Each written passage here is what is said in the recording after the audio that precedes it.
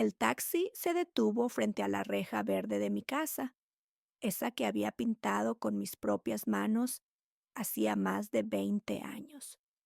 Sentí un nudo en la garganta.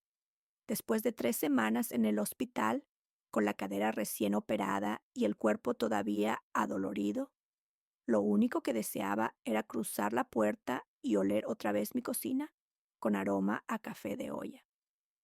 ¿Le ayudo con la maleta, doña?, preguntó el chofer mirando mi bastón. Solo hasta la puerta, por favor, respondí con voz quebrada. Mi hija debe estar esperándome. Tomé aire. Cada paso me dolía como si clavos se clavaran en la pierna, pero la esperanza me empujaba. Esa casa era mi refugio, mi herencia de vida. Allí había crecido mi hija Camila. Allí había pasado los últimos años al lado de mi difunto esposo, Antonio. Cuando llegamos al zaguán, la puerta principal ya estaba abierta. Sonreí de alivio, imaginando que Camila correría a abrazarme. Pero no. En el umbral, con los brazos cruzados y el rostro endurecido, estaba mi yerno Esteban. Su mirada no tenía nada de bienvenida. ¿Qué pasa, Esteban? ¿Dónde está mi hija?, pregunté, apoyándome fuerte en el bastón. Antes de que respondiera, Camila apareció detrás de él. No era la niña que yo recordaba, con las trenzas despeinadas y los ojos llenos de ternura. Era una mujer de labios pintados, joyas brillando y un gesto helado que me atravesó el pecho. Llevaba puestos mis aretes de esmeraldas, los que Antonio me regaló en nuestro aniversario 25. Mamá, dijo con esa voz dulce que ahora sonaba envenenada, no deberías haber venido hoy. Te dije que mañana era mejor. ¿De qué hablas? Esta es mi casa, contesté, temblando más de rabia que de debilidad. En ese momento se asomaron otras dos figuras. Un hombre alto, de cabello blanco peinado hacia atrás, y una mujer de mirada dura como piedra. Los padres de Esteban, don Ernesto y doña Teresa. Apenas los conocía de reuniones formales, siempre altivos, siempre mirando mi casa con desprecio, como si fuera demasiado humilde para su hijo. Doña Teresa habló primero, con su tono mordaz. Señora Rosa, ya está todo arreglado. No puede entrar. La propiedad fue transferida legalmente. Aquí ya no hay espacio para usted. Sentí que me arrancaban el aire. Me giré hacia mi hija, buscando en su cara algún gesto de piedad. Camila, dime que esto es una broma. ¿Cómo que transferida? Yo no he firmado nada. Ella bajó la vista apenas un segundo y luego, con una seguridad ensayada, replicó: Mamá, ¿recuerdas los papeles que firmaste en el hospital antes de la cirugía? El poder notarial incluía todo. Era por tu bien, para que no te preocuparas. Un mareo me hizo tambalear. Esa noche previa a la operación, ella había insistido en que firmara rápido, que solo eran documentos médicos. Yo confié en mi hija. No leí más allá de la primera hoja. Me engañaste, grité con voz rasposa. Esteban dio un paso adelante, interponiéndose entre la puerta y yo. Doña Rosa, entienda, es lo mejor. Esta casa es muy grande para usted sola. Ahora mis papás vivirán aquí, y nosotros la cuidaremos. Sus cosas personales ya están en cajas, en el garage. El taxista dejó la maleta junto a mí, inquieto por la tensión. Me hubiera gustado que se quedara, pero arrancó sin mirar atrás. Me quedé allí, sola, con mi bastón y mi corazón hecho trizas. Don Ernesto, con esa sonrisa arrogante, añadió: Camila fue clara. Usted necesita descansar en un lugar más sencillo. Nosotros sabremos aprovechar esta propiedad. Todo está firmado y sellado por notario. No reconocía la escena. Era como si actores se hubieran metido en mi vida para representar una pesadilla. Esto es ilegal, logré decir con la voz apenas audible. Está hecho, replicó Esteban con frialdad. No se complique, doña Rosa.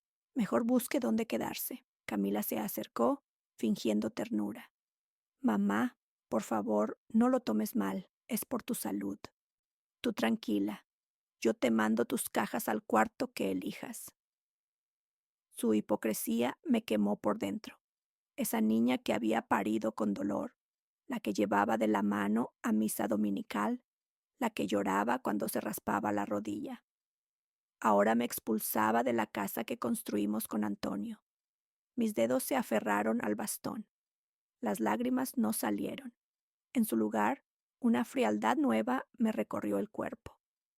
Disfruten entonces, dije con una calma que los descolocó.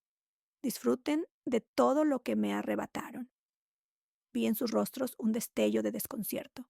Tal vez esperaban que me derrumbara, que suplicara, pero no. Me giré lentamente y caminé hacia la calle.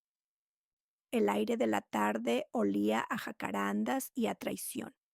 No sabía a dónde iría, pero algo se encendió dentro de mí. Ya no era la madre confiada. Era una mujer herida, sí, pero también una mujer que había trabajado 30 años en un banco, que conocía de papeles, firmas y trampas. Mientras avanzaba, marqué en mi celular un solo mensaje a mi amiga Gloria. Plan B. Necesito tu ayuda. El olor a cloro me acompañó desde el momento en que crucé las puertas del hospital. Todo era blanco, frío, impersonal. Yo trataba de mantener la calma, aunque el dolor en la cadera me recordaba a cada instante por qué estaba allí. El doctor había dicho que la cirugía sería sencilla, que en una semana podría estar en casa. Yo me aferraba a esa promesa. Esa noche, Camila apareció en mi cuarto con una sonrisa demasiado ensayada. Traía un termo con café de olla y una bolsa con pan dulce de la panadería del barrio. El aroma me hizo cerrar los ojos y recordar la cocina de mi casa, las mañanas con Antonio leyendo el periódico. Mamá, ya hablé con el doctor. Todo va a salir bien. No te preocupes por nada, me dijo mientras me acomodaba las almohadas. Pero los recibos, la casa, debo dejar pagado el gas, el agua. Mamá, me cortó con tono firme. Yo me encargo. Tú concéntrate en ponerte bien. Su yo me encargo me sonó a promesa, pero hoy sé que era sentencia. Al día siguiente llegó Esteban, mi yerno, impecable como siempre, camisa planchada y un portafolio negro en la mano. Me saludó con una amabilidad fría.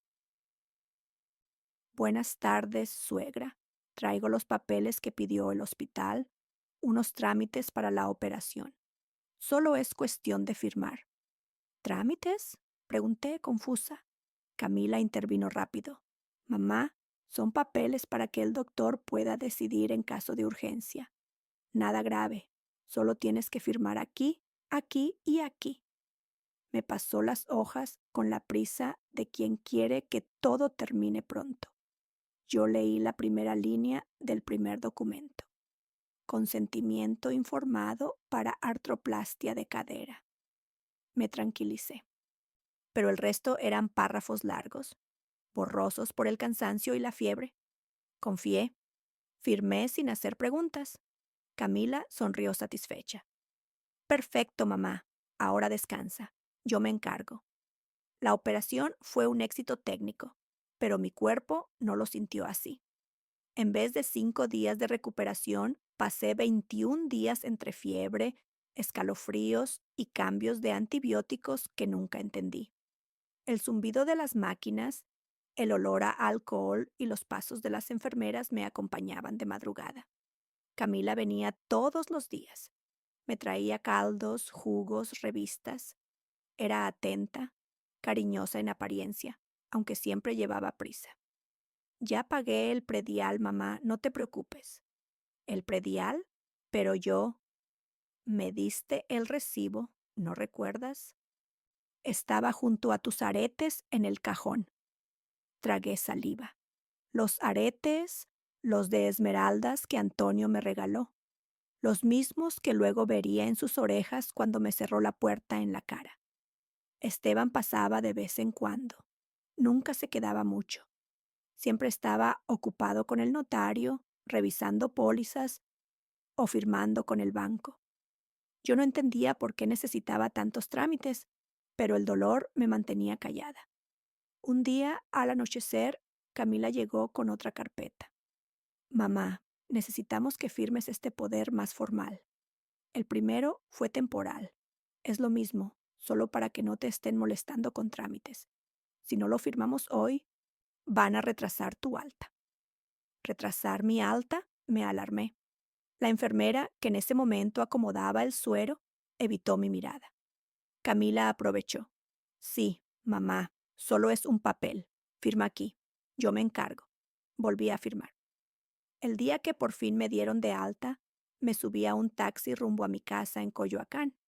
El aire de la ciudad olía a humo y jacarandas. Los puestos de tamales gritaban en las esquinas. Yo sonreí pensando en dormir en mi cama, en volver a mi cocina. Pero cuando llegué, la escena fue otra. La puerta cerrada, Esteban con los brazos cruzados, Camila detrás de él y al fondo, don Ernesto y doña Teresa. Fue allí donde escuché las palabras que me arrancaron el suelo. La casa ya no es tuya. Todo está firmado y sellado por notario. Busca dónde quedarte. Me entregaron mis pertenencias en cajas en el garage. Nada más. Esa noche terminé en un cuarto de azotea en Iztapalapa. El colchón era duro, la ventana daba a tinacos y cables, pero al menos estaba a salvo. La dueña, doña Chela, me ofreció frijoles refritos y tortillas calientes. Ese gesto me sostuvo más que la comida. Encendí el celular. En la pantalla apareció la foto de Camila, de 15 años, con su uniforme escolar abrazada a mí. Mi corazón se rompió en 1000 pedazos. Marqué a mi mejor amiga, Gloria Rivera, abogada de la UNAM, mi compañera de juventud. Rosa, ¿qué pasó? Me sacaron de mi casa, dije sin rodeos. Camila, Esteban y sus papás cerraron la puerta. Un silencio de acero del otro lado. Dime dónde estás. En un cuarto en Iztapalapa. No te preocupes, estoy bien. No, Rosa. Mañana mismo vamos al registro público y al banco. ¿Firmaste algo en el hospital? Sí, 2 veces. Camila dijo que era por mi bien. Carajo, murmuró.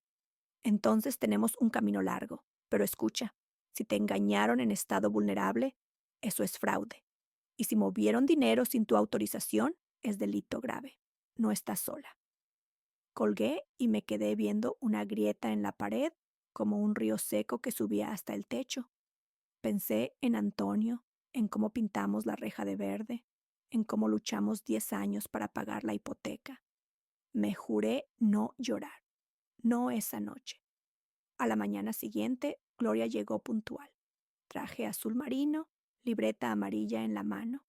Me abrazó fuerte. Vamos por pasos, dijo ya en el metrobús, apretujadas entre vendedores de dulces. Primero, ver en el registro que aparece a tu nombre. Segundo, estados de cuenta del banco y de tu pensión del IEMS. Tercero, revisar movimientos en el catastro. Cuarto, identificar al notario. Quinto, documentar todo, mensajes, llamadas, capturas, ¿entendido? Asentí. La cadera me dolía con cada bache, pero la determinación me anestesiaba. Y algo más, agregó Gloria. Desde hoy, cualquier mensaje de Camila o Esteban lo guardas. Si te llaman, grabas. Cada palabra es evidencia. Bajamos en centro, caminamos hacia el registro público. El edificio gris me resultaba familiar por mis años de trabajo en el banco. Era como volver a un campo de batalla que yo conocía bien. Mi celular vibró. Un mensaje de Camila. Mamá, pásame tu NIP del banco para pagar tus medicinas. Yo me encargo. Le mostré la pantalla a Gloria. Ella sonrió con ironía. Perfecto. Aquí empieza la pelea. Y sentí que acababa de cruzar una puerta invisible, la que separa a la víctima de la mujer que decide defenderse. El registro público de la propiedad de la Ciudad de México siempre ha tenido un olor particular, una mezcla de papel húmedo, tinta barata y café recalentado. Yo lo conocía bien por mis años en el banco, pero esta vez no iba como empleada diligente, sino como víctima. Gloria y yo tomamos un número y esperamos en la sala llena de gente. Jubilados con carpetas, jóvenes con carpetas aún más gruesas, corredores de bienes raíces hablando por teléfono a gritos. Todo era un caos organizado, como siempre. Tranquila, Rosa, me dijo Gloria, anotando algo en su libreta amarilla. Lo primero es confirmar lo que sospechamos. Si tu nombre ya no aparece como dueña de la casa, tenemos la prueba de que usaron ese poder notarial de manera indebida. Yo apretaba mi bolso contra el pecho como si en él guardara lo último de mi vida. Cuando por fin nos atendieron, el funcionario, un muchacho con barba incipiente y expresión cansada, tecleó mi nombre en la computadora. Teclado, clics, silencio. Luego, sin levantar la vista, dijo: propiedad ubicada en Coyoacán, inscrita a nombre de Rosa Martínez de la Cruz, transferencia realizada hace 3 semanas a nombre de Camila Martínez y Esteban Rivas, con usufructo a favor de Ernesto y Teresa Rivas. Sentí que el aire se me fue de golpe. Gloria, con su temple de acero, preguntó: ¿qué notario validó la escritura? Notaría número 118, licenciado Gálvez, respondió el joven, como si dijera el clima. Gloria anotó con rapidez. Yo apenas podía sostenerme. ¿Camila? ¿Mi propia hija firmando como propietaria? De ahí fuimos al banco. Con mi bastón golpeando el suelo de mármol, me sentí una sombra de la Rosa que solía caminar erguida detrás de un escritorio. La ejecutiva que nos atendió era joven, de voz melosa. Pidió mi identificación y accedió a mis cuentas. Señora Martínez, veo aquí varios retiros recientes. ¿Fue usted quien los autorizó? La sangre se me heló.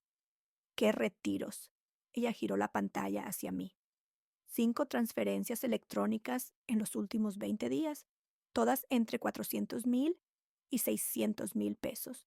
En total, más de 2 millones. No, dije con voz quebrada. Yo estaba en el hospital, apenas podía moverme. La ejecutiva frunció el ceño. Pero aquí aparece la firma electrónica y la clave dinámica generada desde su celular. ¿Desde mi celular?, murmuré, mirando a Gloria. Ella no dudó. ¿Clonaron la SIM o tuvieron acceso físico al aparato mientras Rosa estaba sedada? Lo investigaremos. Necesito que nos den copia certificada de todos los movimientos, con hora, IP y dispositivo. La ejecutiva dudó, pero la autoridad de Gloria era incuestionable. Voy a necesitar autorización de la gerencia, balbuceó antes de desaparecer detrás de una puerta. Yo me quedé mirando el reflejo de mi rostro en el vidrio del cubículo.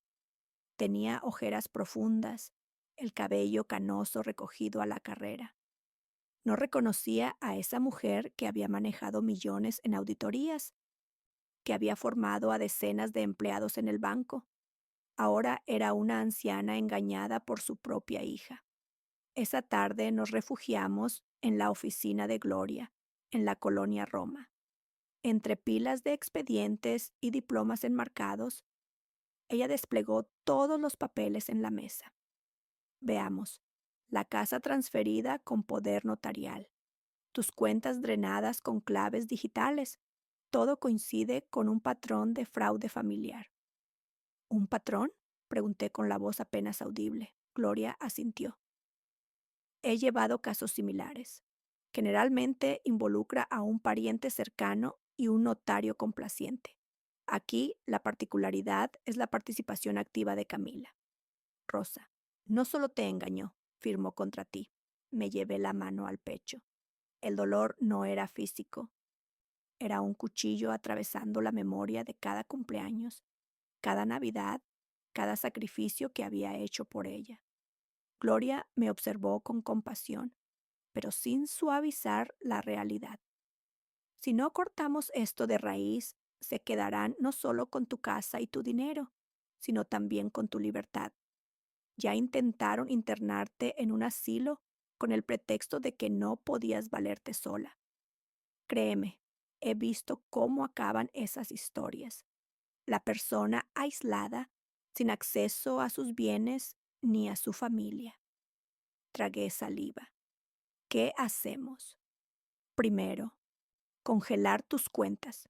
Mañana a primera hora presentaremos una denuncia en la Fiscalía de Delitos Patrimoniales. Segundo, recopilar evidencia, mensajes, llamadas, incluso testigos del hospital. Y tercero, seguir la pista del dinero. Nadie mueve 2 millones sin dejar huella. Esa noche me quedé en el sofá de la oficina de Gloria. No tenía fuerzas para regresar al cuarto en Iztapalapa. El ruido de los coches en Insurgentes me arrulló con un sueño ligero y lleno de pesadillas. Soñé con Camila de niña, corriendo hacia mí con un dibujo en las manos, un sol amarillo y una casita con techo rojo. Mira, mami, es nuestra casa. Desperté con lágrimas en los ojos. Esa misma casa que ahora me arrebataba. Al día siguiente, mientras esperábamos turno en la fiscalía, mi celular vibró. Era un mensaje de Esteban. Suegra, mándeme su contraseña del correo. Necesitamos unos documentos para el seguro. Es urgente. Se lo mostré a Gloria. Ella soltó una risa sarcástica. Perfecto. Entre más pidan, más los vamos a hundir. Respondí con un simple. No puedo ahora. Estoy ocupada. Era la primera vez que no obedecía de inmediato. Y esa pequeña rebeldía me dio fuerzas. En la fiscalía, el agente del Ministerio Público escuchó con atención mientras Gloria exponía los hechos: fraude, abuso de confianza, falsificación de documentos. Yo solo asentía, mostrando los papeles que habíamos reunido. Con esto podemos solicitar medidas cautelares, concluyó el agente. Lo importante será probar que usted estaba incapacitada al firmar y que se usó el poder notarial con fines distintos a los médicos. Cuando salimos, el sol de mediodía me pareció distinto, más brillante, como si la ciudad misma me diera un respiro. Gloria me tomó del brazo. Hoy diste el primer paso. No será fácil, Rosa. Tu hija va a pelear. Pero recuerda, tú tienes la verdad y la ley de tu lado. Miré hacia el cielo despejado.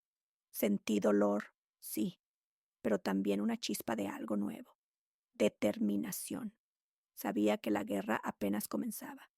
El tercer día después de la denuncia, Gloria llegó a la oficina con una carpeta gruesa y una sonrisa contenida.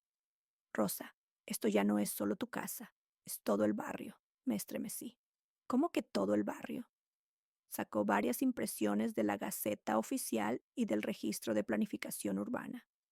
Sobre la mesa desplegó un mapa de la colonia. Varias casas estaban marcadas con resaltador amarillo.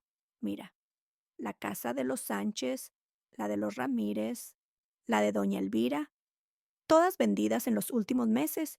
¿Y quién figura como comprador? Me incliné, ajustando mis lentes. El mismo nombre se repetía. Inmobiliaria Rivas y Asociados. S.A. de S.V. ¿Rivas? Murmuré, con un nudo en la garganta. Exacto. La empresa está a nombre de Ernesto y Teresa, los padres de Esteban. Usan sociedades pantalla para ocultar las operaciones, pero la ruta es clara. Están acaparando las propiedades de la zona. Me hundí en la silla. Doña Elvira.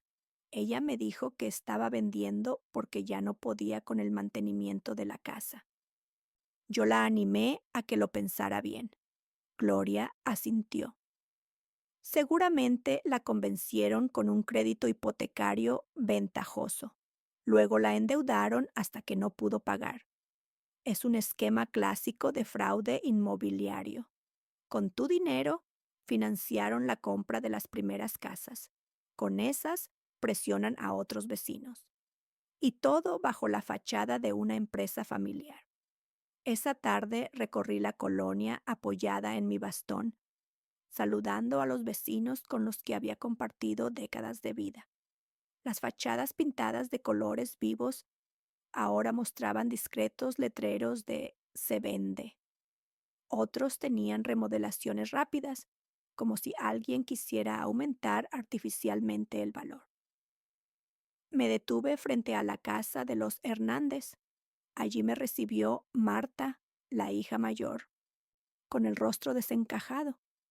Señora Rosa, usted que conoce de estas cosas, ¿puedo contarle algo? Claro, hija. Me llevó al patio y entre susurros me confesó: mis papás firmaron un contrato con un notario recomendado por un tal Esteban. Les ofrecieron un crédito para reparar el techo, pero ahora resulta que deben el doble y nos dicen que, si no pagamos, la casa pasa a la inmobiliaria. Yo revisé los papeles y parecen falsos. La sangre me hirvió. No estás sola, Marta. Esto le está pasando a varios. No se dejen intimidar. De vuelta en la oficina, le conté a Gloria lo que había escuchado. Ella ya estaba adelantada. Había conseguido acceso a las actas de constitución de la inmobiliaria. ¿Quieres escuchar lo peor?, me dijo con tono sombrío. Asentí, aunque temía la respuesta. El apoderado legal de la empresa es Camila, tu hija. Sentí un vértigo que me obligó a sentarme. ¿Camila? ¿Mi Camila? Gloria puso el dedo sobre la firma en el documento. No había duda. Era su caligrafía elegante, entrenada desde la universidad. Me llevé las manos al rostro. Las imágenes se agolparon.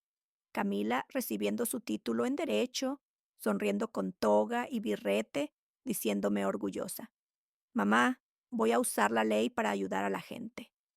Ahora la usaba para despojar a sus vecinos. El fin de semana hubo misa dominical en la iglesia del barrio. Después, como siempre, los vecinos se reunieron en el atrio para comentar las noticias. Apenas me vieron, varios se acercaron. Rosa, ¿es cierto que ya no vives en tu casa? Dicen que la vendiste a tu yerno. ¿Por qué? ¿Qué está pasando con la colonia? Las voces se amontonaban, cargadas de preocupación. Yo respiré hondo. Nunca me había gustado ser el centro de atención, pero entendí que era momento de hablar. Vecinos, lo que me hicieron a mí, intentan hacerlo con todos ustedes. Mi hija, su esposo y sus suegros han creado una inmobiliaria para apropiarse de nuestras casas. Usan créditos engañosos, papeles falsos, notarios comprados. Yo no vendí. Me robaron. Se escucharon exclamaciones de indignación. Una vecina levantó la voz. Con razón insistían tanto en que aceptáramos ese préstamo. Otra añadió: a mí me dijeron que si no firmaba pronto, me iban a embargar. ¿Cómo se atreven? Yo asentí. No están solos. Gloria y yo ya denunciamos. Necesitamos que cada uno guarde todos los papeles, recibos, mensajes de WhatsApp. Eso será nuestra defensa. Un murmullo de determinación recorrió el grupo. Sentí algo que no había sentido en semanas. Comunidad. Esa noche, de regreso en el pequeño cuarto de Iztapalapa donde aún me refugiaba, revisé los mensajes de mi celular. Entre las notificaciones había uno de Camila. Mamá, deja de hablar con los vecinos. Estás confundida. Lo que hacemos es por tu bien. No compliques las cosas. Leí y releí esa frase. Por tu bien. La misma expresión que había usado cuando me puso los papeles frente a mí en el hospital. Tomé aire. Ya no me dolía como antes. Ahora me daba rabia. Respondí con una sola frase. Por mi bien es la verdad. Y la verdad saldrá a la luz. Al día siguiente, Gloria recibió una llamada de un colega en la alcaldía. Me confirma lo que sospechábamos, me dijo en cuanto colgó. Los Rivas ya presentaron una solicitud de cambio de uso de suelo para la colonia. Quieren convertir la zona en un complejo mixto, edificios de departamentos y locales comerciales. Si lo logran, el valor del terreno se triplicará. Esa es la verdadera razón de todo. Sentí que me ardían los ojos. No solo me estaban robando a mí, sino a toda la comunidad. Entonces no es solo una pelea personal, susurré. Gloria me miró con firmeza. No, esto ya es una batalla por la colonia entera. Y créeme, Rosa, no la vamos a perder. Me quedé en silencio, mirando el mapa con las casas resaltadas. Recordé los juegos de niños en esas calles, los festejos de cumpleaños, las posadas navideñas con piñatas. Todo eso estaba en riesgo de desaparecer bajo el concreto de unos departamentos lujosos. Cerré el puño sobre la mesa. Por primera vez en mucho tiempo, sentí que la tristeza se transformaba en coraje puro. Ya no era solo una madre traicionada, era la voz de un barrio entero. El barrio todavía olía a pozole y pan dulce cuando recibí la invitación. Camila, con esa frialdad que ya le conocía, me mandó un mensaje. Mamá, vamos a hacer una fiesta en la casa para celebrar la llegada de mis suegros. Están todos los vecinos invitados. Sería bueno que vinieras y mostraras apoyo. Así dejas de generar chismes. Chismes. Así llamaba ella a la verdad que yo había revelado en el atrio de la iglesia. Dudé en asistir, pero Gloria fue clara. Si no apareces, ellos se adueñan del discurso. Si vas, habrá testigos. Y créeme, Rosa, la gente ya empieza a sospechar. A veces, estar presente es la mejor arma. La tarde de la fiesta, llegué con mi bastón y un vestido sencillo color azul marino, el mismo que había usado en el bautizo de mi nieto. El patio estaba adornado con papel picado y luces colgantes, mesas largas repletas de platillos, carnitas, tacos dorados, guacamole. La música de un mariachi contratado sonaba fuerte, casi ensordecedora. Los vecinos iban entrando, algunos con curiosidad, otros con reservas. Vi a Marta, la hija de los Hernández, y me saludó con una mirada cómplice. No estaba sola. Camila apareció en medio del patio, impecable con un vestido rojo, como si fuera la dueña absoluta del lugar. Esteban estaba a su lado, sonriente, levantando un vaso de tequila.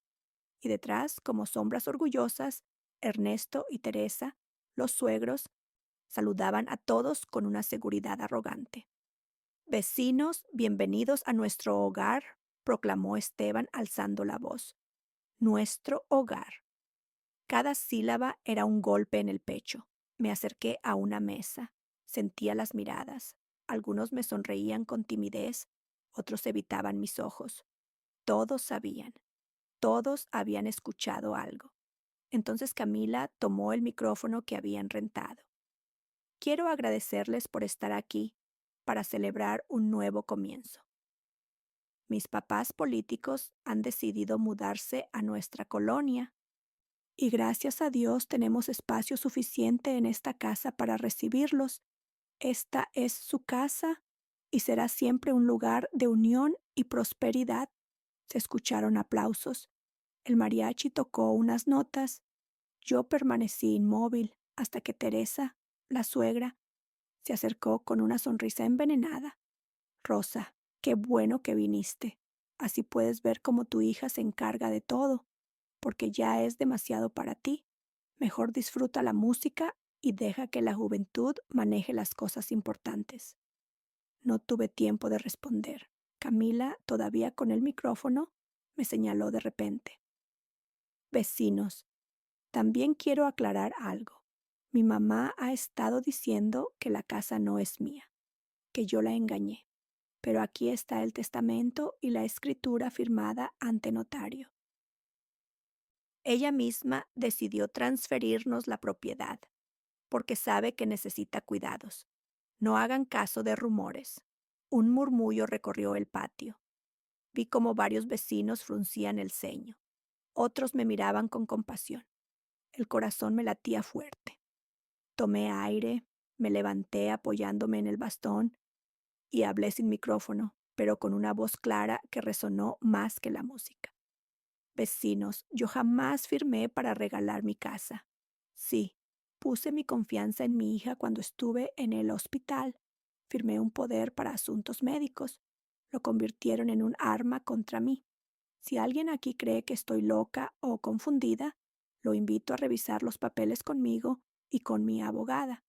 Y quiero preguntar, Camila, delante de todos, ¿también fue por mi bien sacar 2 millones de mis cuentas mientras yo estaba sedada? Un silencio pesado cayó. El mariachi dejó de tocar. Camila palideció. Esteban apretó los labios. Ernesto intervino levantando la voz. Basta. Esta mujer no entiende que ya no puede sola. Rosa, deberías agradecer que no te mandamos a un asilo. Aquí tienes comida, techo y familia. ¿Qué más quieres? Me temblaban las manos, pero no cedí. Lo único que quiero es justicia, y no voy a callar. En ese momento, Marta levantó la voz desde la mesa. Es cierto lo que dice la señora Rosa. Mis papás también fueron engañados con un crédito falso. Aquí tengo los mensajes de WhatsApp que Esteban mandó, presionándonos para firmar. No somos tontos. Mostró su celular. Varias vecinas se acercaron a mirar. El ambiente se tensó. Camila trató de recuperar el control. No se dejen manipular. Esta señora siempre ha sido desconfiada. Ahora inventa historias porque no soporta que yo haya tomado las riendas. Pero la voz de don Pedro, uno de los vecinos más respetados, retumbó en el patio. Yo conozco a Rosa desde hace 30 años. La he visto trabajar como nadie para sacar adelante a su hija. No me vengan con que ahora es una vieja loca. Aquí huele a trampa. Los murmullos se convirtieron en exclamaciones. Varias personas se pusieron de pie, indignadas.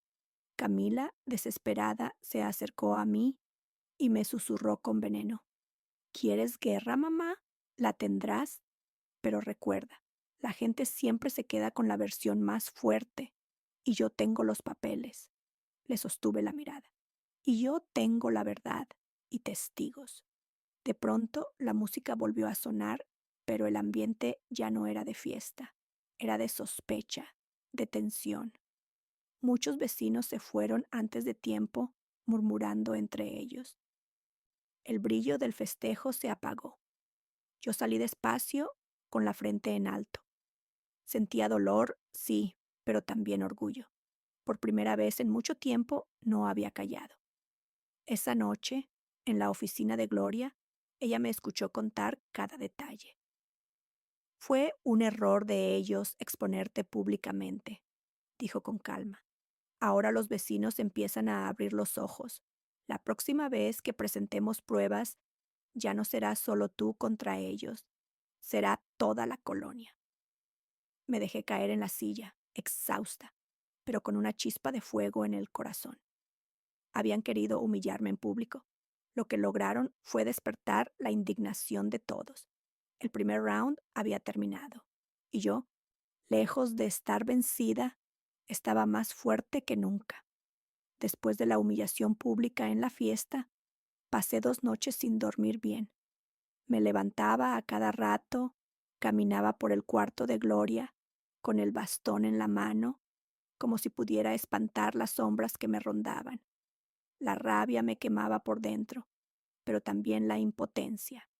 Gloria, incansable, me sorprendió la mañana del tercer día con una carpeta gris.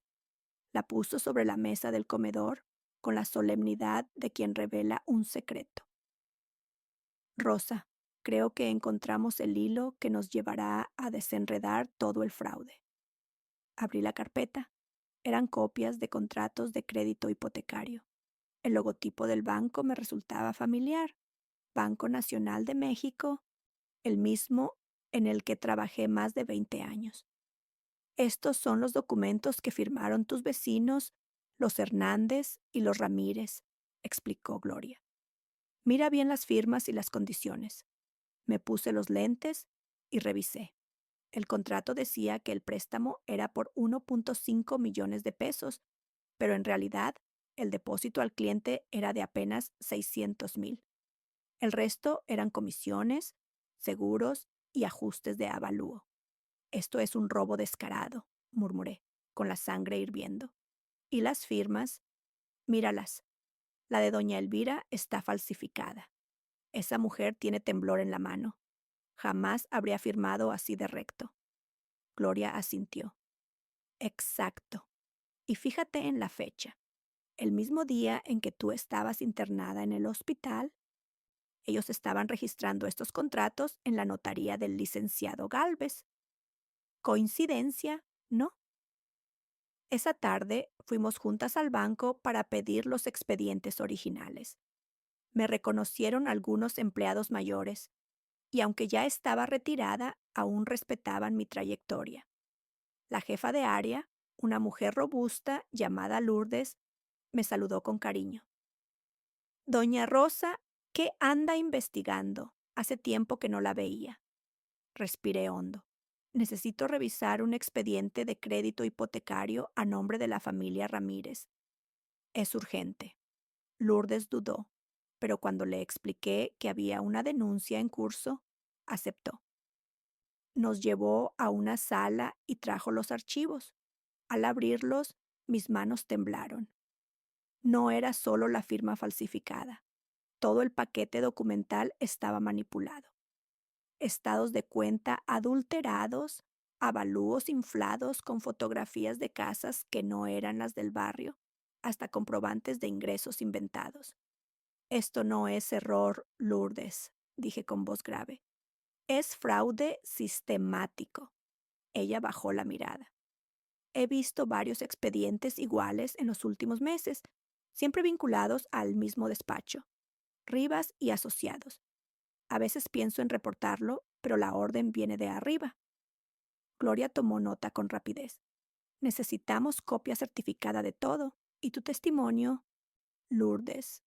No podemos permitir que destruyan a esta colonia. La mujer dudó, mordiéndose el labio. Si me descubren, me corren. Le puse la mano en el hombro. Yo pasé mi vida entera en un banco, hija. Sé lo difícil que es enfrentarse a los superiores, pero esto es tu oportunidad de hacer lo correcto. Hoy son mis vecinos, mañana pueden ser tus padres. Lourdes me miró a los ojos y, tras un largo silencio, asintió. Voy a ayudarlas.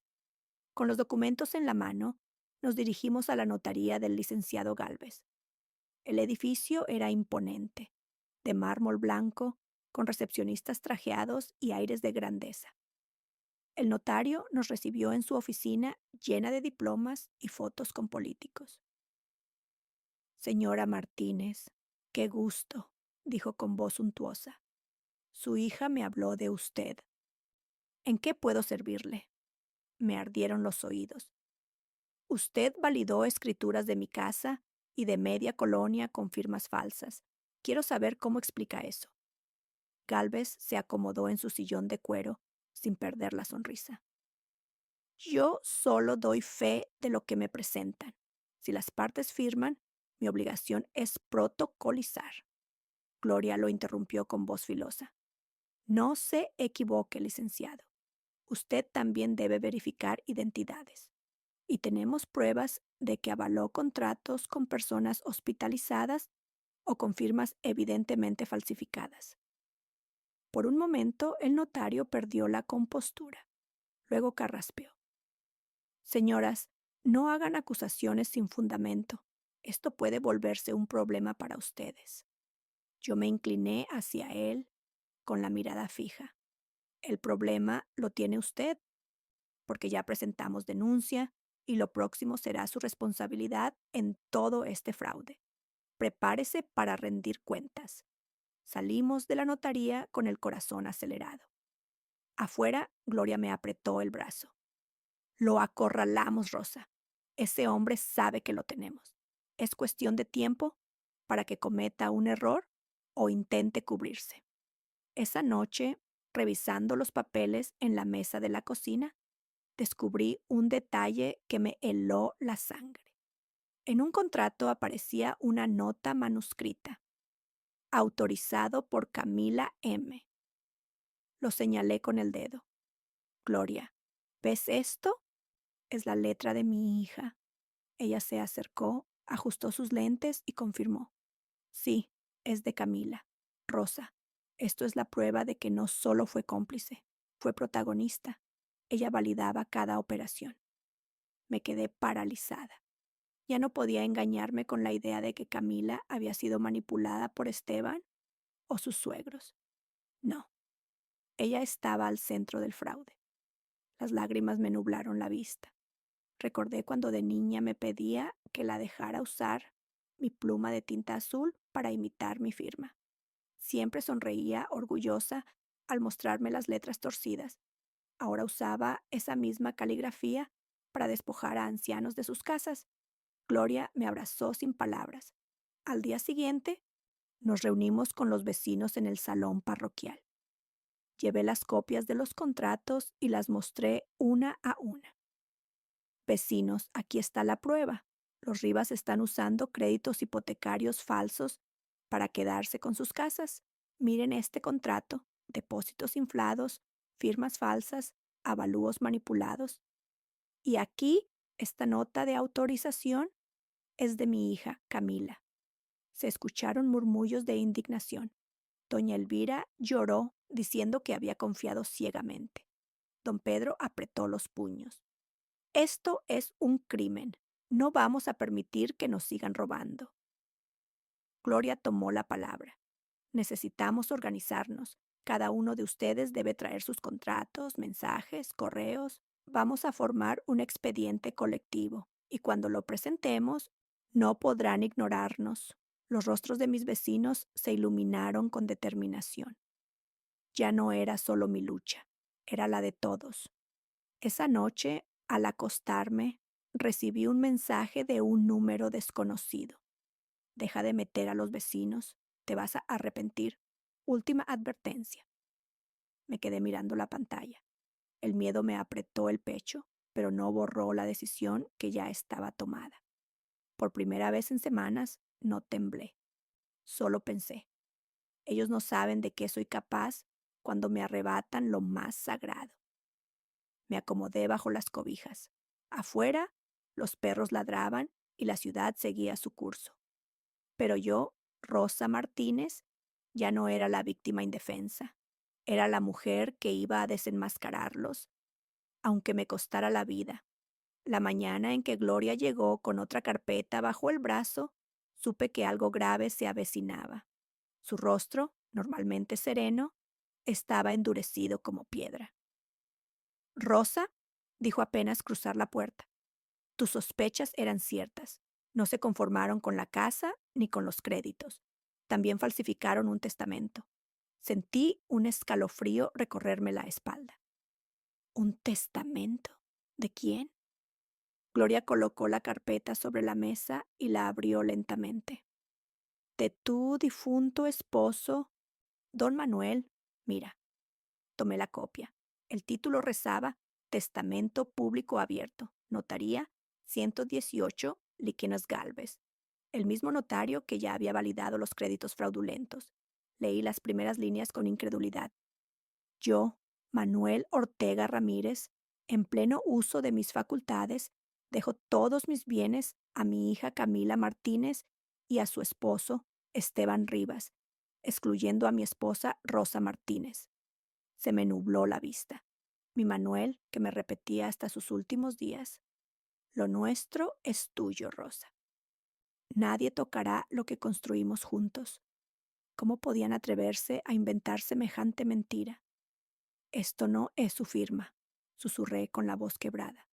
Lo conozco como conozco las líneas de mi propia mano. Gloria asintió. Lo sé. Contraté un perito grafólogo para analizar la rúbrica. El informe concluye que es falsificada. Además, la fecha del documento es de septiembre del año pasado 2 años después de que Manuel falleciera. Golpeé la mesa con el bastón, incapaz de contener la rabia. Es un insulto a su memoria. Quieren borrarme de la historia de mi propia familia. Esa misma tarde fuimos a ver al párroco, el padre Ignacio, quien había acompañado a Manuel en sus últimos días. Le mostramos la copia del supuesto testamento. El sacerdote frunció el ceño. Imposible. Yo estuve al lado de Manuel cuando redactó su testamento real. Lo hizo en 2018, mucho antes de morir, y me dijo claramente que todo quedaba para ti y que Camila tendría lo suyo, pero solo como heredera secundaria, no junto con ese marido. El testimonio del padre Ignacio era oro puro. Gloria lo anotó de inmediato. ¿Estaría dispuesto a declarar esto formalmente? Por supuesto, respondió él sin dudar. No voy a permitir que manchen la memoria de un hombre honrado. Cuando regresamos a la oficina, revisamos el supuesto testamento con lupa. Entre las páginas apareció un detalle revelador. Una nota adhesiva aún pegada al borde con iniciales. C.M. Me llevé la mano a la boca. Camila, otra vez su letra. Reconozco esa M torcida. Gloria sonrió con dureza. Se incriminan solos. Este documento fue fabricado para presentarlo en caso de que tu denuncia prosperara. Su plan era demostrar que tú nunca tuviste derecho a la casa ni a los bienes. Un golpe final para dejarte sin defensa. Me estremecí al pensar lo calculado de todo. No solo buscaban dinero, querían anularme como persona, borrarme legalmente. Esa noche convoqué a algunos vecinos en el salón parroquial. Mostré el testamento falso, las firmas y el informe del perito. Doña Elvira lloró de indignación. ¿Qué clase de hija puede hacerle eso a su propia madre? Don Pedro levantó la voz. Esto ya pasó de ser un fraude común. Es un crimen contra la dignidad de todos nosotros. Si se atreven con Rosa, mañana se atreven con cualquiera. Yo sentí un nudo en la garganta, pero hablé con firmeza. No quiero lástima. Quiero justicia. Mi esposo no está aquí para defenderse, pero yo sí, y no voy a descansar hasta limpiar su nombre. Poco después recibí una llamada inesperada. Era Esteban. Su voz sonaba nerviosa. Rosa, necesitamos hablar. Estás yendo demasiado lejos. Si sigues, todos vamos a salir dañados. ¿Por qué no mejor llegamos a un arreglo? Me quedé en silencio unos segundos. Luego respondí. ¿Un arreglo? Después de robar mi casa, mi dinero y ahora falsificar el testamento de mi esposo? No, Esteban. El único arreglo será frente a un juez. Y colgué sin darle oportunidad de replicar. Esa noche, al mirarme en el espejo, me sorprendí de la dureza en mis ojos. Ya no era la mujer quebrada que salió del hospital sin hogar.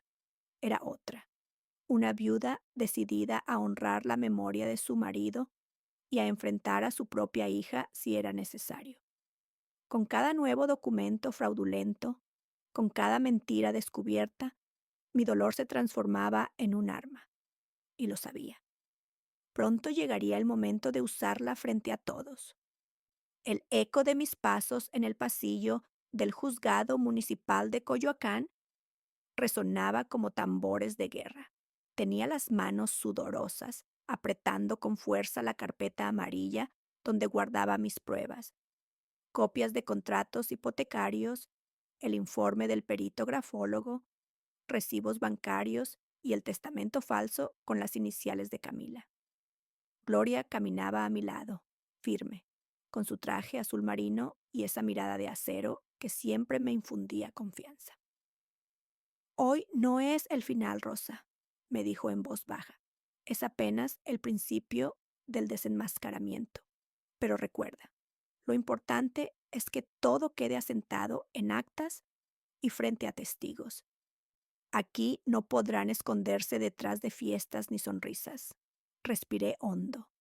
El aire en el juzgado olía a papel viejo y sudor nervioso. Gente de todas las edades esperaba su turno. Ancianos con bastón, jóvenes de aspecto arrogante, madres con niños inquietos. En cada rostro había historias de injusticias esperando justicia. Cuando entramos a la sala, ya estaban allí. Camila, impecable en un traje beige, con el cabello recogido en un chongo elegante. Esteban, trajeado, mirando con soberbia, y sus padres, Ernesto y Teresa, sentados muy erguidos como si fueran los dueños del lugar. Camila evitó mi mirada. Su rostro era una máscara, pero sus dedos jugueteaban nerviosos con un bolígrafo dorado. El juez, un hombre de bigote espeso y gafas redondas, golpeó la mesa con el mazo. Se abre la audiencia. Caso número 238-2025. Demandante: Rosa Martínez de la Cruz. Demandados: Camila Martínez, Esteban Rivas y Ernesto y Teresa Rivas. Causa: fraude, abuso de confianza, falsificación de documentos y despojo de inmueble. El silencio fue inmediato. El abogado de Camila, un joven trajeado con sonrisa confiada, se levantó. Su señoría, todo esto es un malentendido familiar. La señora Rosa, con problemas de salud y edad avanzada, otorgó un poder amplio y testamento en favor de su hija, como es natural. Ella misma firmó, consciente y voluntariamente. Pretender lo contrario es simplemente un capricho de una mujer confundida. El juez me miró por encima de sus lentes. Señora Rosa, ¿tiene algo que responder? Me puse de pie apoyándome en el bastón y hablé con voz firme. Sí, su señoría, no estoy confundida. Fui engañada en el hospital en estado de vulnerabilidad cuando mi hija me presentó papeles diciendo que eran para mi cirugía. Y aquí tengo pruebas de que ese poder se utilizó para robarme mi casa y mis cuentas. Gloria me pasó los primeros documentos. Se los entregamos al juez. Copias de los retiros millonarios con las fechas que coincidían con mi hospitalización. El juez arqueó las cejas. ¿Puede la defensa explicar cómo se hicieron estas transferencias desde la cuenta de la señora Rosa mientras ella estaba bajo sedación? Esteban apretó los labios. Camila bajó la vista. El abogado balbuceó. Seguramente tenía acceso previo a las claves y autorizó a su hija verbalmente. Mentira, interrumpí con voz que me sorprendió a mí misma. Yo jamás di autorización. Mi celular estuvo en manos de Camila todo ese tiempo. Tengo mensajes de WhatsApp donde ella misma me pedía mis NIPs y contraseñas. Mostré las capturas de pantalla impresas. El juez las tomó, ajustó sus lentes y leyó en voz alta. Mamá, pásame tu NIP para pagar tus medicinas. Yo me encargo. Un murmullo recorrió la sala. Gloria pidió la palabra. Su señoría, además de las transferencias indebidas, presentamos aquí un supuesto testamento notarial firmado en 2023 a nombre del difunto Manuel Ortega Ramírez. Sin embargo, el señor falleció en 2021. El documento es imposible y el perito grafólogo concluye que la firma es falsificada. Colocó sobre la mesa el informe pericial con sellos oficiales. El juez hojeó las páginas frunciendo el ceño. ¿Cómo explica la defensa un testamento firmado por un difunto? El abogado tragó saliva. Debe tratarse de un error administrativo de la notaría. El juez golpeó la mesa con el mazo. Error administrativo que curiosamente beneficia a su cliente. Esto es grave.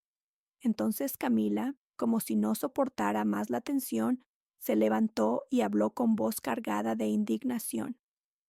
No fue un error. Mi mamá siempre quiso que yo me quedara con la casa. Ella me lo dijo 1000 veces. Solo lo formalizamos para protegerla. La miré con los ojos llenos de dolor. ¿Protegerme, Camila? ¿De qué? ¿De mi propia vida? ¿De la memoria de tu padre? Él jamás te habría dejado todo a ti y a tu marido. Y tú lo sabes. La sala se llenó de murmullos otra vez. El juez alzó la mano pidiendo silencio. Señora Camila, le recuerdo que está bajo juramento. Cada palabra que dice puede usarse en su contra. Camila apretó la mandíbula y se sentó de golpe.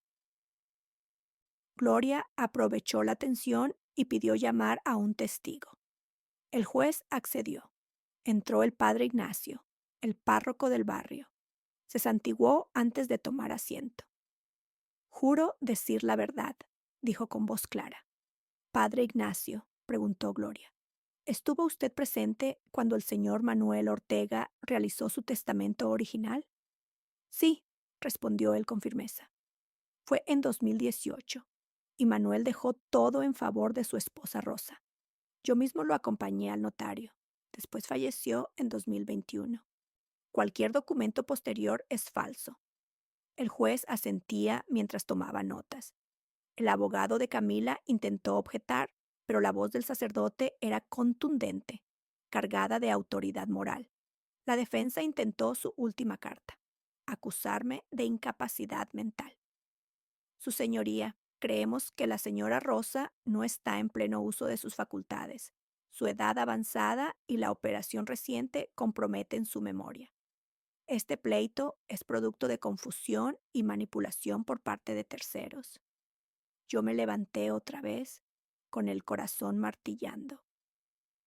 Su señoría, trabajé 30 años en un banco.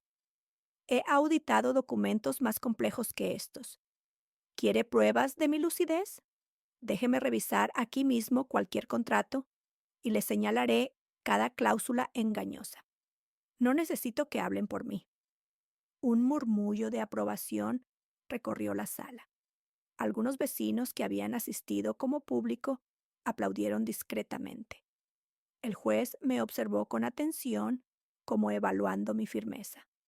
Luego dictó: ordeno que se suspenda cualquier disposición sobre los bienes en disputa hasta que concluya el proceso. Se abre investigación contra la notaría 118 por posibles falsificaciones. Y la señora Rosa mantiene la posesión legal de la propiedad hasta nuevo aviso. Un silencio espeso llenó la sala. Vi cómo Ernesto y Teresa se miraban con furia contenida. Esteban apretaba los puños bajo la mesa. Camila tenía los ojos enrojecidos, pero no por arrepentimiento. Era rabia pura. Mientras recogíamos nuestros papeles, me llegó un mensaje anónimo a mi celular.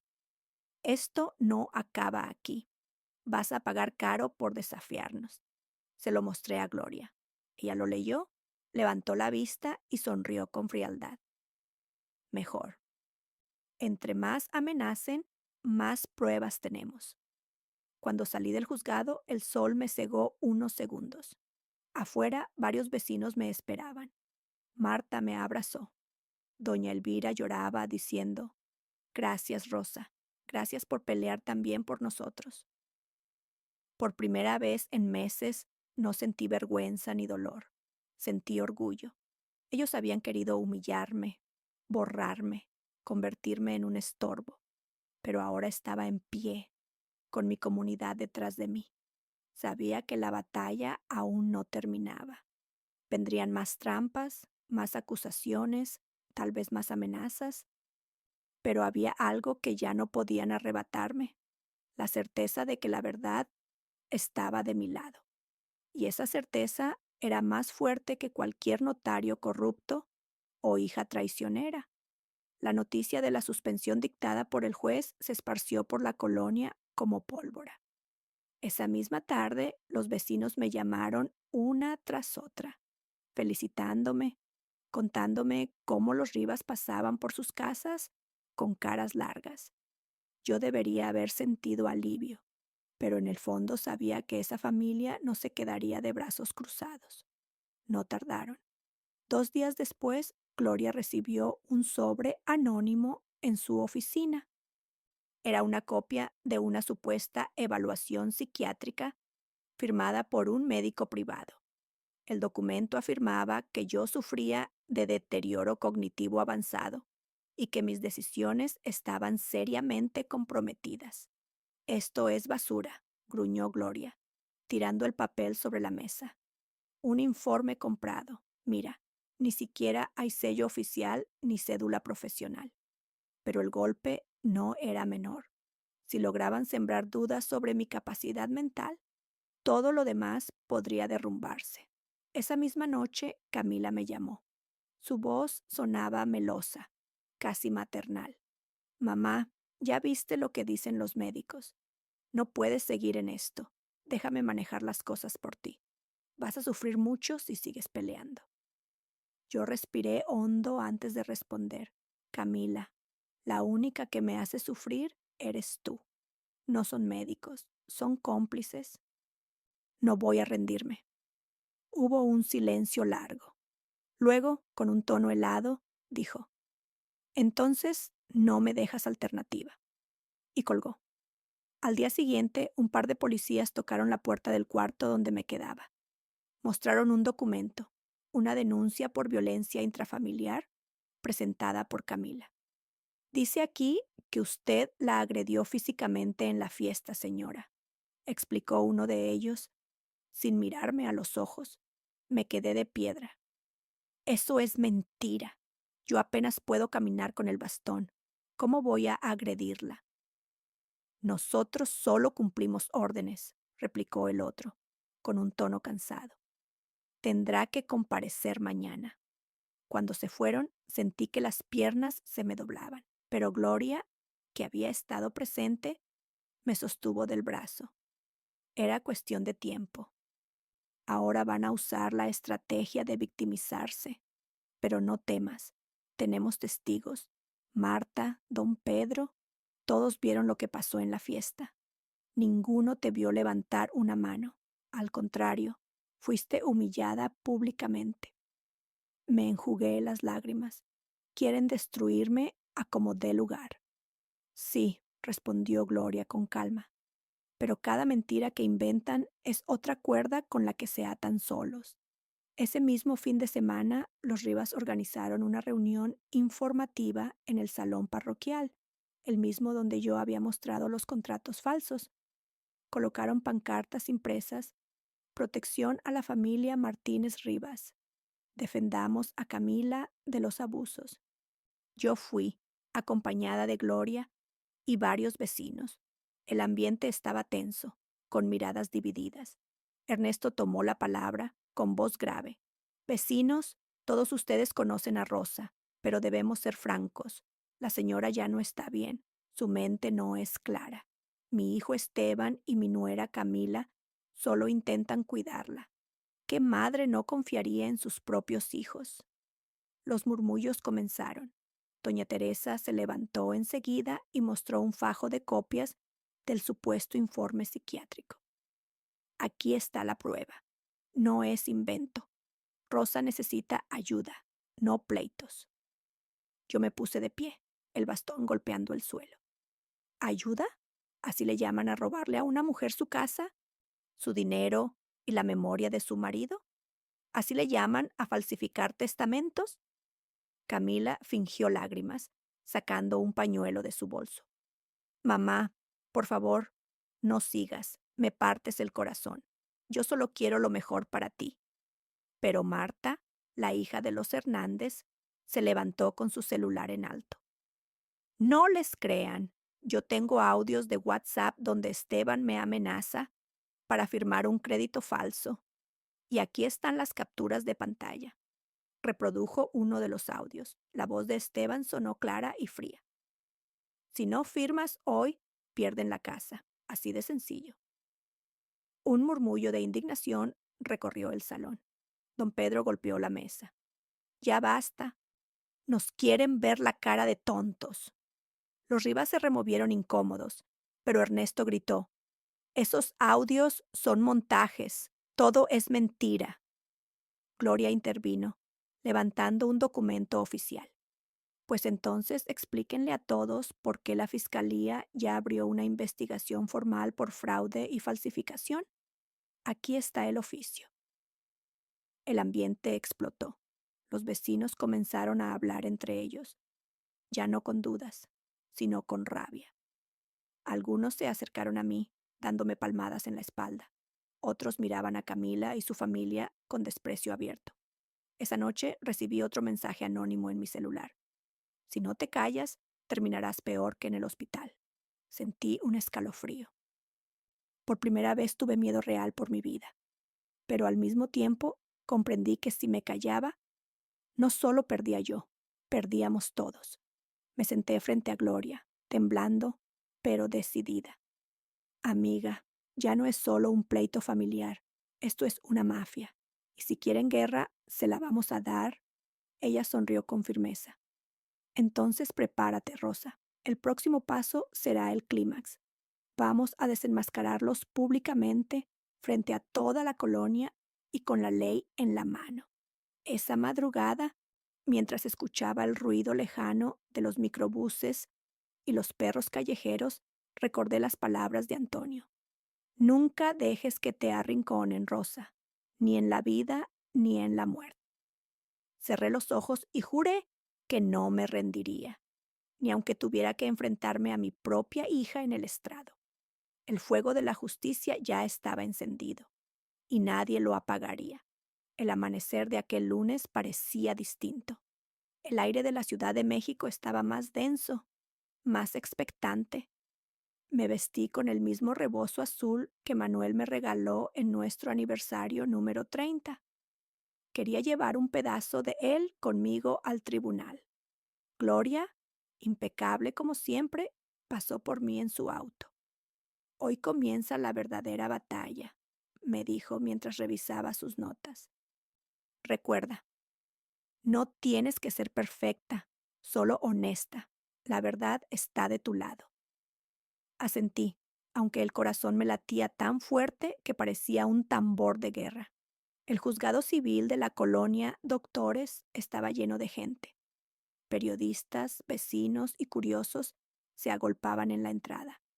Todos sabían que no era un caso común de herencia.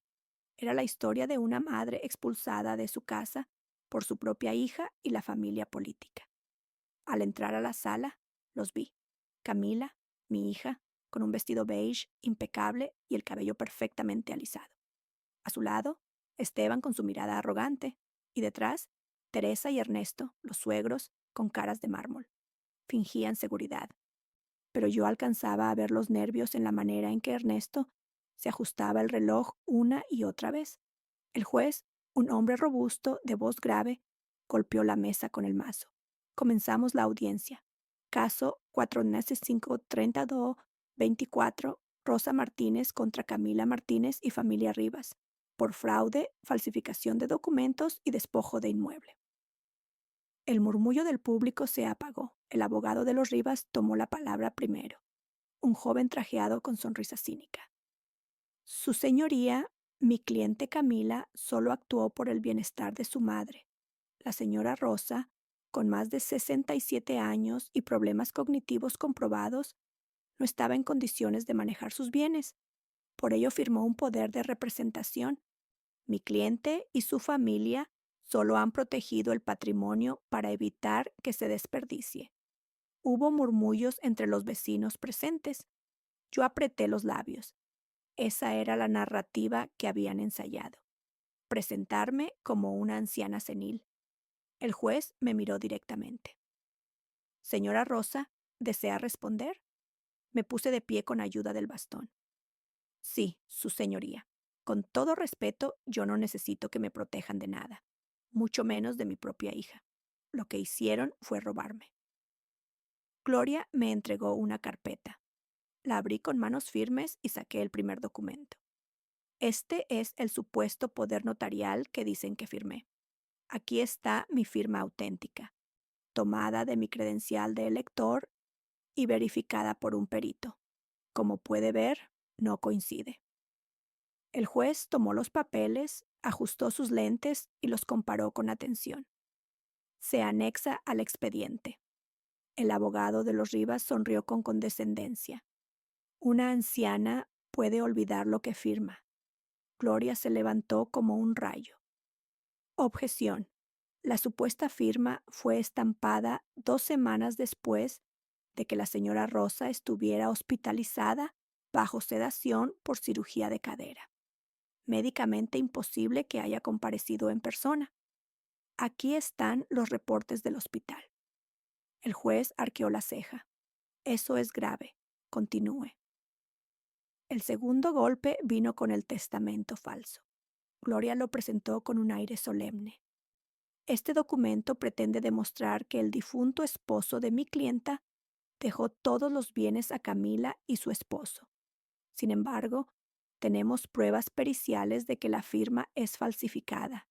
Y peor aún, la fecha corresponde a 2 años después de su fallecimiento. El juez frunció el ceño. ¿2 años después de muerto?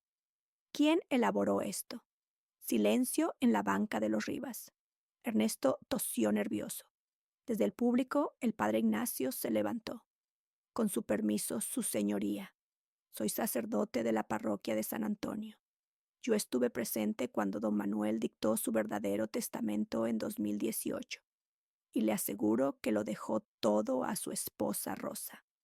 El juez lo anotó con rapidez. El murmullo creció. Los periodistas escribían como locos. Camila entonces rompió el silencio. Se puso de pie y con voz temblorosa, fingiendo lágrimas, dijo: «Esto es un circo. Mi madre siempre ha estado en mi contra. Solo intenté cuidarla, pero ella nunca me valoró. Ahora trae a todos para humillarme». Me volví hacia ella, conteniendo el temblor de mi voz. «No, Camila, no es humillación, es justicia. Tú decidiste ponerte en el lado equivocado». Por primera vez vi un destello de inseguridad en sus ojos. El juez pidió un receso breve. Salí al pasillo acompañada de Gloria. Vecinos se acercaron a darme palmadas y palabras de aliento. «Estamos contigo, doña Rosa», me dijo Marta mostrando su celular. «Tengo más mensajes de WhatsApp de Esteban presionándonos para firmar. Si hace falta, yo testifico». Sentí un nudo en la garganta. Ya no estaba sola. Cuando regresamos a la sala, la tensión se podía cortar con cuchillo. El juez anunció: «Mañana continuará la audiencia con la presentación de pruebas electrónicas y testimonios adicionales. Lo que se ha mostrado hoy ya plantea serias dudas sobre la legalidad de los documentos presentados por la familia Rivas». Golpeó el mazo. El eco resonó como un anuncio de que la balanza empezaba a inclinarse. Salí del tribunal erguida, con la frente en alto. Afuera, los flashes de las cámaras me cegaron por un momento. Escuché preguntas, gritos, micrófonos extendidos, pero solo pensé en una cosa. Por primera vez en mucho tiempo, la justicia estaba de mi lado. El segundo día del juicio comenzó con un aire aún más denso que el anterior. Los pasillos del juzgado estaban llenos de murmullos, como si todos esperaran el momento en que la verdad terminara por asfixiar las mentiras. Entré a la sala con Gloria a mi lado. Esta vez llevaba conmigo una carpeta azul. Dentro guardaba las pruebas que durante semanas habíamos recopilado en silencio. Mensajes, grabaciones, capturas de pantalla, todo un arsenal contra mi propia hija y su familia política. El juez abrió la sesión con voz firme. Continuamos con la presentación de pruebas electrónicas. Señora Gloria Hernández, abogada de la parte demandante, puede proceder. Gloria asintió y conectó una memoria USB al proyector de la sala. En la pantalla apareció una conversación de WhatsApp. Mensaje de Esteban a Camila, fecha 12 de marzo. Ya convencí a tu mamá de firmar antes de la operación. Si no se da cuenta de lo que dice el poder, será más fácil mover la casa al nombre de mis papás. Un murmullo recorrió la sala. El juez alzó la mano pidiendo silencio. ¿Reconoce usted este número, señora Camila?, preguntó Gloria. Camila, con la mirada helada, intentó negar. Ese no es mi celular. Eso puede ser inventado. Gloria sonrió con calma y deslizó el siguiente documento. Aquí está el contrato de Telcel. El número está registrado a su nombre desde 2020. Y si todavía duda, su foto de perfil aparece en la esquina. Las risas y exclamaciones se escaparon del público. Camila bajó la vista. El siguiente archivo fue un mensaje de voz de Esteban. Su voz se escuchó clara, proyectada por las bocinas. Acuérdate de sacar las joyas de tu mamá antes de que regrese. No quiero que se aviente un drama. Las guardamos en la caja de mis papás y después decimos que estaban perdidas. Yo cerré los ojos un instante, recordando la sensación de vacío cuando vi mi joyero despojado. Ese audio fue como una puñalada, pero también una confirmación de que no había imaginado nada. Se anexa al expediente, dijo el juez, impasible, aunque en sus ojos se notaba la gravedad. Entonces llegó el turno de los testigos vecinos. Marta, la vecina de la esquina, subió al estrado. Con mis propios ojos vi a la señora Teresa sacar cajas de la casa de doña Rosa. Le pregunté qué hacía y me contestó, son cosas viejas que mi consuegra ya no necesita. Pero yo reconocí las cajas. Tenían los bordados que la propia doña Rosa hacía. El juez asentó y pidió que su declaración quedara registrada. Otro testigo, don Jaime, se levantó con paso lento pero seguro. Yo recibí un mensaje de Esteban en el que me ofrecía dinero si firmaba una carta diciendo que doña Rosa ya no podía manejar sus cosas. Aquí tengo el celular con los mensajes. Nunca acepté, pero lo guardé porque me olió raro. Los ojos del juez se afilaron. Ese es un intento de manipular testigos. Agréguelo al expediente. La defensa intentó reaccionar. El abogado de los Rivas se levantó sudoroso. Su señoría, todas estas pruebas pueden estar manipuladas. En la era digital, cualquiera falsifica una captura de pantalla. Gloria se adelantó con la elegancia de una maestra.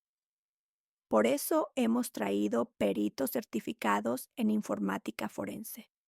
Ellos verificarán la autenticidad de cada mensaje y audio. Un experto con bata gris se presentó.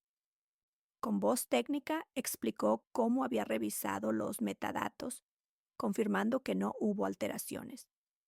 Son pruebas legítimas, su señoría. El golpe fue devastador para la defensa. De pronto, el juez ordenó mostrar un último archivo, una grabación secreta que yo misma había hecho con ayuda de Gloria. En ella se escuchaba la voz de Teresa, mi consuegra. Ya casi está, Camila. En cuanto tu mamá entre a la casa de retiro, nadie preguntará nada. Esteban y tú se quedan con la casa, y nosotros con las escrituras. Es lo justo por todo lo que hemos invertido en ti. El silencio en la sala fue absoluto. Camila palideció. Esteban la miró con reproche. Ernesto bajó la cabeza. Yo aproveché el momento y me puse de pie. ¿Escucharon? No era cuidado, no era preocupación, era un plan para borrarme de mi propia vida, y mi hija lo permitió. Mi voz temblaba, pero no de miedo, sino de fuerza. El juez tomó la palabra, golpeando el mazo. Basta por hoy. El tribunal continuará mañana con la deliberación final y la posible vinculación a proceso penal por fraude, falsificación y tentativa de despojo. El eco del mazo sonó como un trueno en la sala. Afuera, los periodistas se agolparon. Doña Rosa, ¿cómo se siente después de estas revelaciones?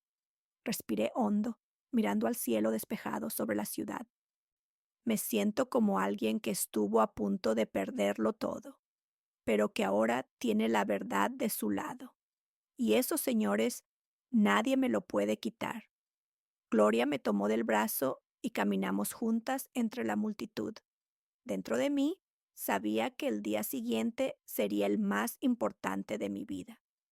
el momento en que la justicia definiría no solo mi destino, sino el de mi hija y toda la familia que me había traicionado. El tercer día amaneció con un cielo gris, como si hasta el clima presintiera que algo decisivo estaba por ocurrir. No dormí casi nada. Me levanté temprano, recé un rosario frente al pequeño altar de San Judas, que siempre me acompañó, y me preparé con calma. Hoy el juez daría su resolución. Gloria llegó puntual, como siempre. ¿Estás lista, Rosa?, preguntó con voz suave, pero en sus ojos brillaba la misma tensión que yo sentía. Más que lista, respondí, acomodando mi rebozo azul. Hoy no me quebraré. La sala del tribunal estaba abarrotada. Vecinos, periodistas, curiosos. El murmullo era como un río que no se detenía. En la primera fila reconocí a Marta y a don Jaime, mis vecinos, que me regalaron una sonrisa de aliento. Los acusados entraron minutos después. Camila con el rostro endurecido, Esteban visiblemente nervioso, y detrás de ellos Teresa y Ernesto, cabizbajos, como si finalmente entendieran el peso de lo que habían hecho. El juez golpeó el mazo. Iniciamos la audiencia final.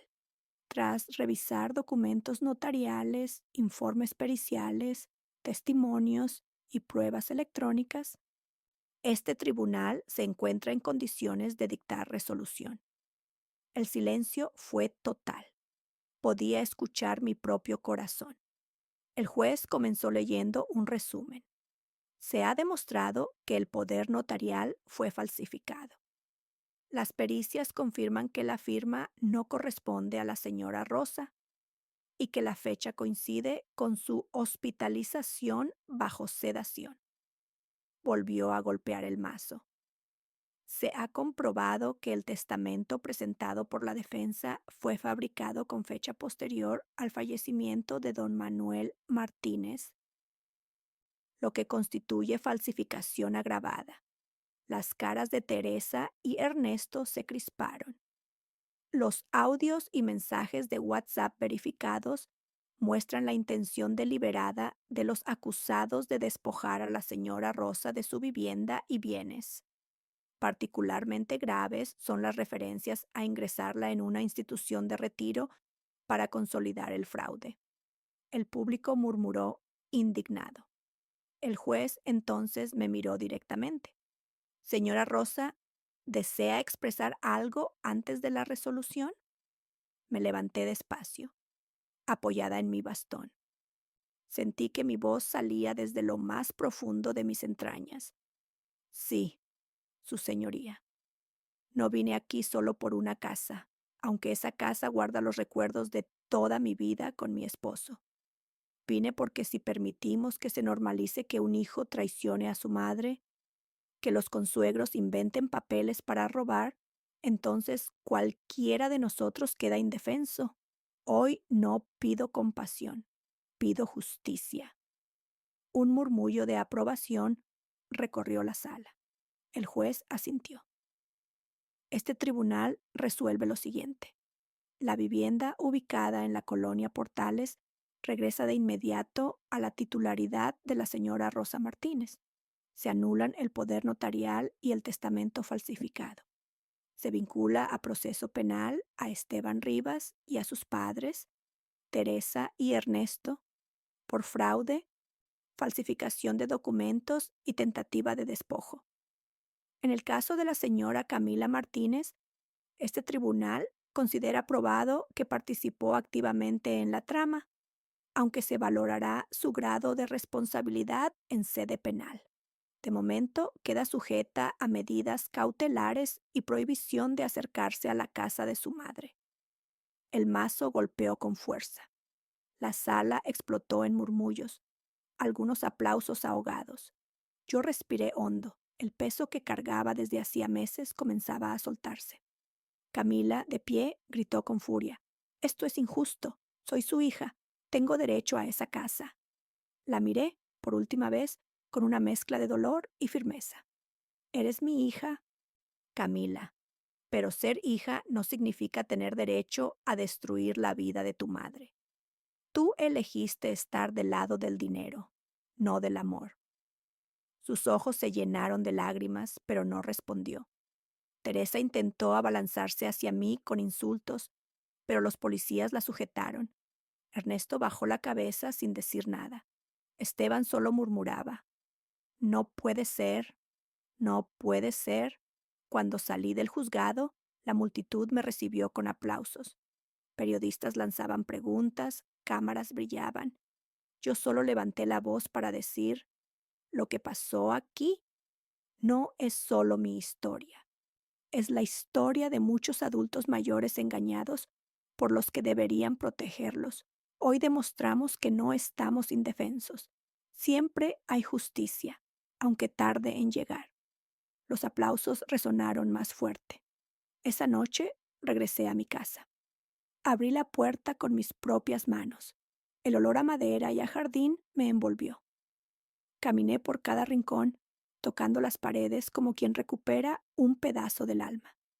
Gloria se quedó conmigo, en silencio, respetando mi emoción.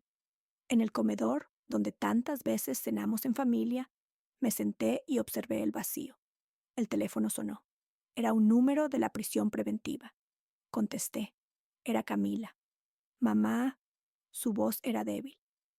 No sé si algún día me perdones. Solo quiero que sepas que yo también me siento despojada. Perdí a mi madre. Cerré los ojos. Una lágrima resbaló por mi mejilla. Camila, lo que perdiste no fue a tu madre, fue la confianza. Eso cuesta años reconstruir si algún día decides intentarlo. Colgué con el corazón desgarrado, pero en paz. Me quedé sola en la sala. Afuera, en el jardín, los rosales florecían otra vez. Los toqué con suavidad y sentí que, como ellos, yo también renacía. El dolor de la traición no desaparece, pero se transforma en fortaleza. Y con esa fortaleza decidí dedicar mis años restantes a ayudar a otros ancianos a no caer en trampas parecidas, porque aprendí que la justicia no es solo un derecho, es también un deber de quienes sobrevivimos al engaño.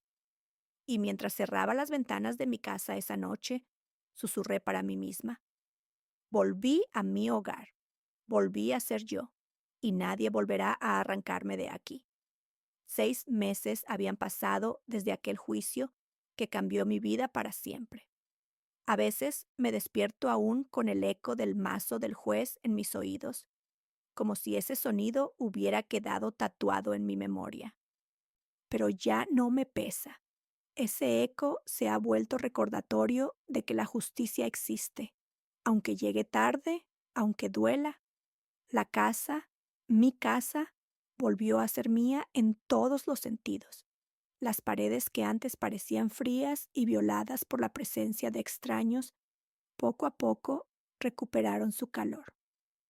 Con ayuda de vecinos y amigos, pintamos los muros, reacomodamos los muebles y hasta plantamos nuevas flores en el jardín. El olor de las bugambilias, mezclado con el de las tortillas recién hechas, volvió a darme paz. Una tarde, mientras regaba las plantas, Marta, mi vecina fiel, se acercó. Doña Rosa, ¿ya pensó en lo que hablamos del club de adultos mayores? Sí, Marta, le sonreí. No quiero que nadie más pase por lo que yo pasé. Si mis cicatrices pueden servir para proteger a otros, entonces tendrán sentido. Fue así como nació la idea de crear una fundación comunitaria. Con apoyo de Gloria y algunos contactos de su despacho, levantamos los primeros documentos para formalizarla. La bautizamos como Fundación Manuel y Rosa, en honor a mi esposo, porque sé que a él le habría llenado de orgullo. El objetivo era claro: brindar asesoría legal gratuita a adultos mayores, capacitaciones para reconocer fraudes y acompañamiento psicológico para quienes hubieran sido traicionados por sus propias familias. El primer evento fue en el salón parroquial de la colonia. Nunca olvidaré aquella mañana. Sillas plegables acomodadas en hileras, un micrófono viejo y decenas de rostros llenos de arrugas, de historias y de silencios. Me puse de pie frente a ellos, con el corazón latiendo fuerte, como aquel día en el tribunal. Me llamo Rosa Martínez, comencé, y hace unos meses fui despojada de mi casa por mi propia hija y su familia política. Creí que la vida se me acababa, pero hoy estoy aquí para decirles que no estamos solos, que podemos alzar la voz y que nuestras historias tienen valor. Hubo un silencio profundo y luego un aplauso largo, tan sincero que me hizo temblar. Entre el público, una señora se levantó. Yo también firmé papeles que no entendí, porque mi hijo me dijo que era por mi bien. Ahora temo que me quieran sacar de mi casa. La abracé sin pensarlo. En sus ojos vi reflejada mi propia angustia de meses atrás, y comprendí. Mi sufrimiento se había convertido en herramienta para que otros no callaran. Mientras tanto, el destino de mi hija seguía su curso. Camila fue vinculada a proceso penal, aunque su condena resultó más leve gracias a que aceptó cooperar y dar testimonio contra Esteban y sus padres. Él recibió una sentencia de 12 años, Teresa y Ernesto 15 cada uno por falsificación y fraude agravado. Camila obtuvo 3 años de prisión con beneficio de libertad condicional. Cuando me enteré, mi corazón se encogió, no porque creyera que merecía menos castigo, sino porque, a pesar de todo, sigue siendo mi hija. Un domingo, después de misa, me la encontré afuera de la parroquia. Estaba más delgada, el rostro endurecido, pero sus ojos ya no tenían la arrogancia de antes. Mamá, dijo apenas sin acercarse demasiado. Camila, sé que no merezco perdón, pero estoy intentando cambiar. Trabajo en un albergue como parte de mi condena. Escucho historias peores que la tuya todos los días y me siento culpable, pero también agradecida de que todavía sigas aquí. La miré largo rato. No supe qué contestar. Al final, solo dije, el perdón es un camino, hija. No prometo nada, pero quizá un día podamos caminar juntas, aunque sea unos pasos. Ella asintió, con lágrimas contenidas, y se marchó en silencio. Gloria, siempre firme, me acompañó en cada paso. Una tarde, mientras revisábamos papeles en mi sala, me miró con una sonrisa orgullosa. ¿Te das cuenta de lo que lograste, Rosa? Pasaste de víctima a guía. Transformaste la traición en un proyecto que salvará a muchos. Suspiré, mirando el jardín floreciente. No fue solo mi fuerza, Gloria. Fue la tuya, la de mis vecinos, la de toda la comunidad. Si algo aprendí es que nadie sobrevive a estas cosas en soledad.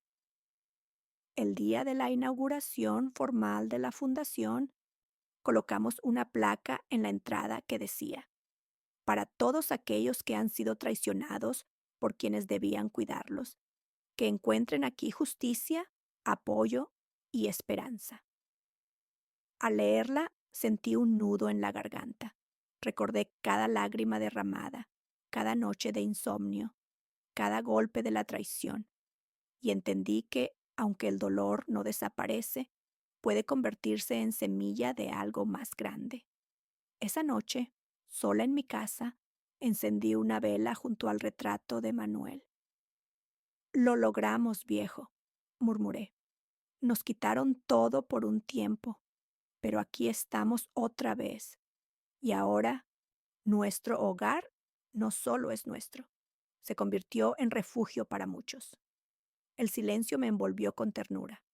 Afuera, los rosales que él mismo plantó seguían floreciendo, tercos y hermosos, como prueba de que la vida insiste incluso tras las tormentas.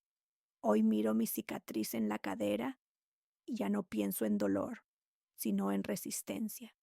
Pienso en cómo esa herida me llevó a descubrir fortalezas que nunca imaginé. Pienso en que, aunque fui traicionada por la sangre de mi sangre, también fui salvada por la solidaridad de una comunidad que no me dejó caer.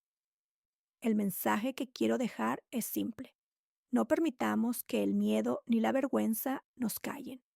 La justicia existe, pero hay que ir a buscarla. Y cuando llega, aunque tarde, nos devuelve no solo lo perdido, sino la dignidad. Con esa certeza, cierro este capítulo de mi vida, no como final, sino como nuevo comienzo. Y mientras tomo mi bastón y me dirijo al jardín, repito en voz baja, encontré propósito en mi cicatriz, y ese propósito es cuidar a otros, para que nadie más viva lo que yo viví. El sol caía suave aquella tarde de primavera. El jardín estaba lleno de vida. Las bugambilias pintaban de fucsia las paredes y los rosales, los mismos que Manuel había plantado años atrás, se abrían con fuerza, como si quisieran recordarme que la belleza siempre regresa después de la tormenta. Ese día celebrábamos en la casa la primera reunión oficial de la Fundación Manuel y Rosa. Vecinos, voluntarios, abogados jóvenes y hasta algunos adultos mayores de otras colonias llegaron con sonrisas, abrazos y relatos de esperanza. En la mesa del comedor, donde antes hubo discusiones amargas, ahora reposaban charolas de tamales, café caliente y pan dulce compartido entre todos. Marta levantó la voz. Doña Rosa, gracias por abrirnos las puertas de su casa. Hoy no solo recuperamos un hogar, sino que también encontramos un refugio contra las injusticias. Los aplausos llenaron el ambiente. Yo sonreí, con lágrimas brillando en mis ojos, y levanté mi taza de café como brindis improvisado. Este lugar nunca más será símbolo de traición. Hoy es símbolo de comunidad, de fuerza y de justicia. Entre el bullicio me escabullí un momento al jardín. Allí, bajo el viejo rosal de Manuel, me senté en el banco de hierro donde solíamos platicar al atardecer. En mi regazo llevaba una carta amarillenta, la última que él escribió antes de partir. Rosa, decía en su letra firme, si alguna vez sientes que todo se derrumba, recuerda que dentro de ti hay una fuerza que ni la peor de las tormentas podrá quebrar. Y cuando logres levantarte, usa esa fuerza para levantar también a los demás. Cerré los ojos. Sentí el perfume de las rosas, la brisa fresca en el rostro y la certeza de que sus palabras se habían cumplido. Me quedé ahí, en silencio, mientras dentro de la casa la risa de los vecinos seguía llenando los pasillos, y comprendí que, aunque la traición había dejado cicatrices, esas cicatrices florecieron como los rosales. Con espinas, sí, pero también con una belleza que nadie podría arrancar jamás.